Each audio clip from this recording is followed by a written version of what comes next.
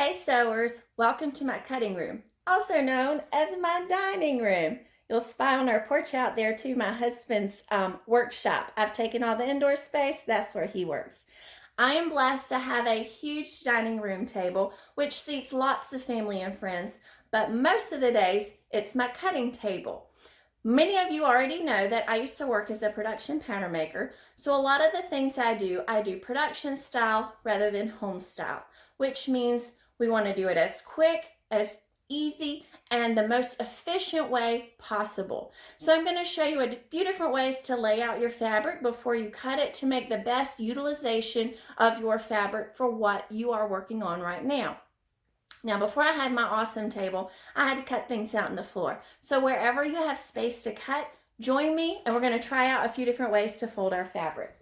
Most of us, when we start, take our fabric and fold it in half, lining those selvages up. So we've got our selvages together, we've got one fold on the other side. This is a great way to start and it works for most things. If you have purchased a pattern, it comes with instructions for sewing and for cutting, and it'll typically have you lay your fabric out this way.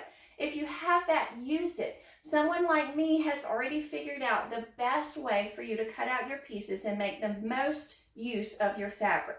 But if it's something you've used a lot, you don't have that anymore, maybe you've tweaked it, or maybe you've made something of your own, there might be some alternatives that work out better. First of all, no, I would not iron my fabric before I would cut it out. That's something I would do during sewing. All right, so let's say that you have something with one long pattern piece and you only need one of them. Maybe you're making some pants that have a fabric belt.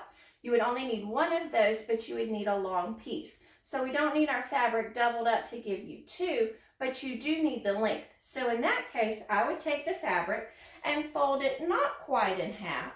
Give you enough space here for your long tie belt or your row belt or whatever it is that you're cutting. And then you've got some doubled up fabric on this side to cut your pants legs or your robe front. That is a good option for something that's long and skinny that you only need one of.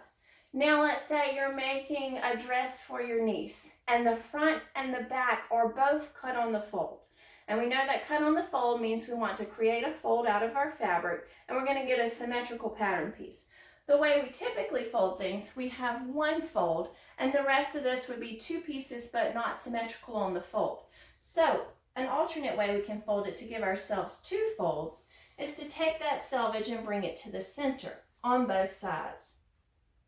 So I'm going to do that just real quick to show you. So we're going to bring both of our selvage edges to the center. And you might want to take a ruler and just double check yourself in a few spots to make sure that you're folding it straight so that we're still on our grain line. But when we fold both of those to the center, now we have two fold lines. So we could put two individual things here that are both cut on the fold without getting into a lot of the length of our fabric. I hope that helps. Come join me again another time for more sewing, crafting, cutting, and all sorts of DIY tips.